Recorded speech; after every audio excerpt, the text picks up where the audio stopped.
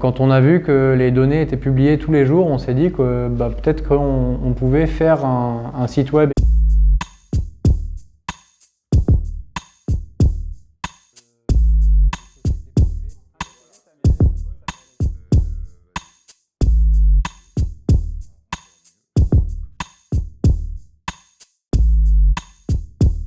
Nous, on est informaticiens, on n'est pas médecins, donc il y avait un moyen d'aider aussi de manière informative et de pouvoir publier un site web qui mettait de manière graphique en vue les chiffres qui étaient donnés tous les jours par le gouvernement. C'est pas un site officiel, c'est pas une source officielle, la seule source officielle est celle du gouvernement.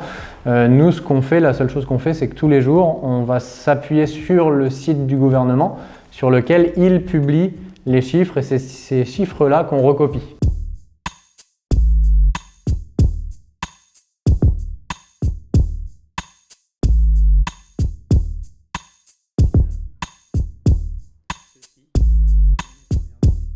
L'important dans l'open data, c'est la qualité et la certification des données pour avoir une exploitation saine derrière et soumise éventuellement à des contraintes de type licence, par exemple.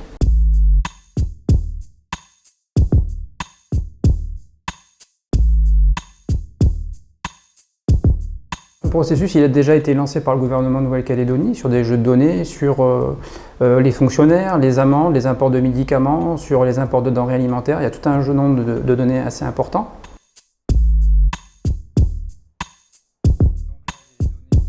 Alors là, on a montré un exemple de tableau de bord que Silver a pu développer sans aucune contrainte puisque les données ont été mises à disposition dans un certain format qui est interopérable, comme on dit, c'est-à-dire que n'importe qui peut l'utiliser.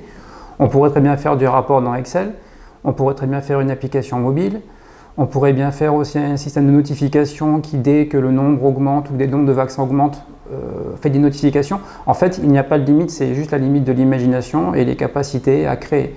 Donc on peut très bien demander à des artistes de faire des écrans encore plus beaux, à des développeurs de développer des applications. C'est vraiment un tissu collaboratif qui se met en place. Ça n'a pas de limite en fait. Voilà.